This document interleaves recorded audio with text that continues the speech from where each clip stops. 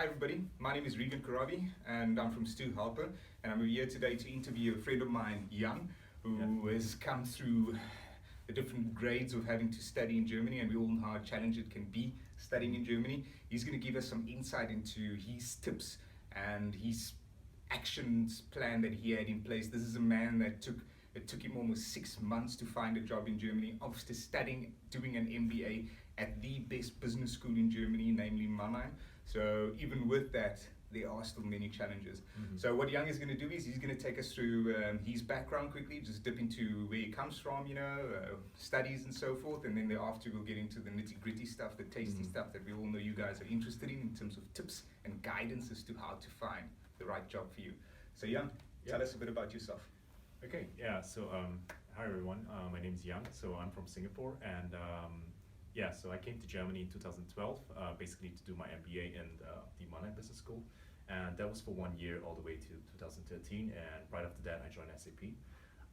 And prior to that, prior to me coming to Germany, I was actually a data analyst for at least 3 years in Singapore, working inside the telecom industry, and and that was my background. Yeah.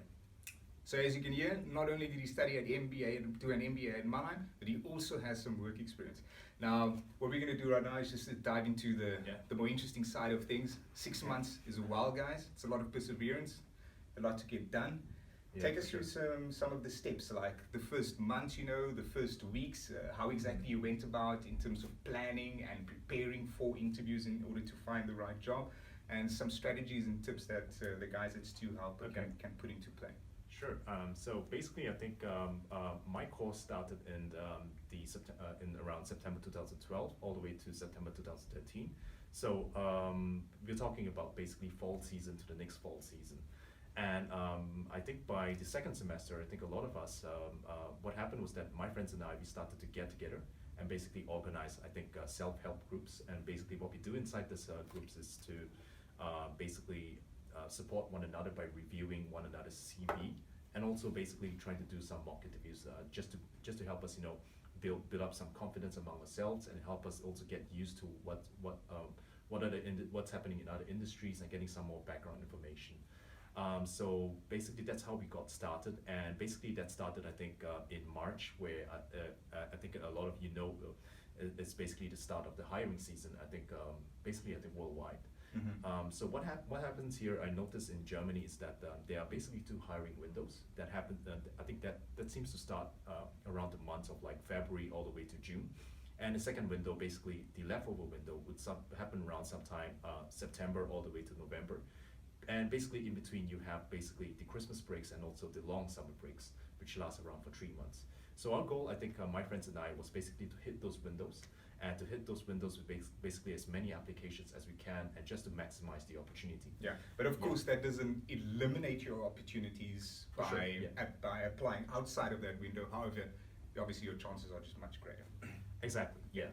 So on that point, I think what we want to do is basically catch the HR managers or the direct hiring managers when they're available. But that doesn't really mean that you shouldn't also take action during the summer months. Correct. Yeah, exactly.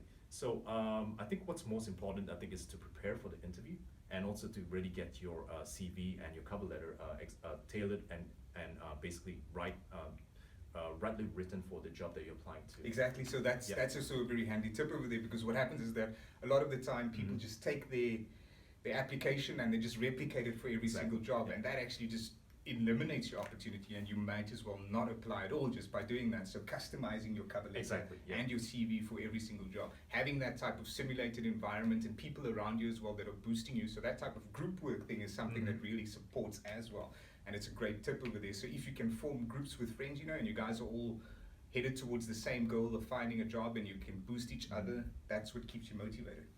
Yeah, and I think at that point it's also something to do with regards to accountability. Yeah. So I mean, all of us know that sometimes we get out of bed and we are a little bit too lazy to really write our application letters in the day. So I think to have a friend to really pressure you, to really say, hey, you're not showing up in the library meeting room, I'm all alone here, can you come?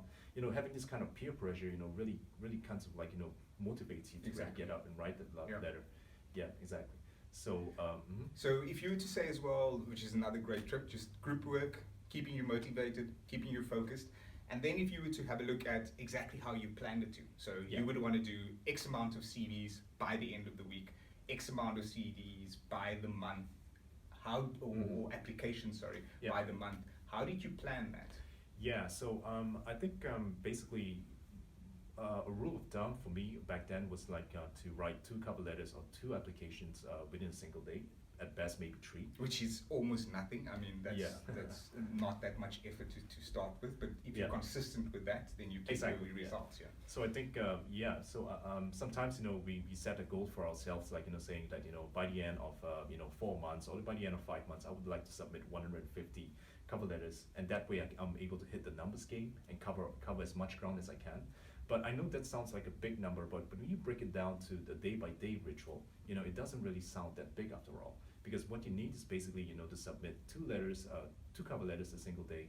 And over a week, that would become, let's say, 10, or that would become 14 if you also include Sunday. Exactly. Yep, and you multiply that, superimpose that over a 4-month period, that brings you up to 150 applications, which is really good, which is good enough to cover a lot of ground. Yeah. That was my number, but I'm also aware that some of my friends actually sent out 200 to 250 applications within Wow. the same time period.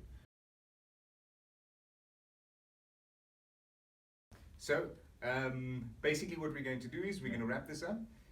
Yoon has basically given us some pointers, some main pointers, which is group work, which is Yeah, essential, exactly. commitment, which is essential, Yep. confidence is essential, perseverance, and then taking action, which is most important. So the most important thing is to just take that moment to take action, stick to the people who are doing the right thing, keeping your confidence level high, and you will achieve your goals. So from a man who has been applying for many months with more than 150 applications, we want to thank him for coming in and for giving us some insight.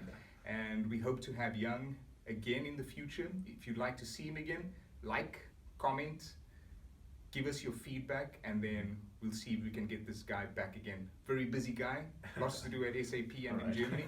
So let's hope we can get him back again. Yeah? Okay, thank you very much. Thanks. And chat to you soon.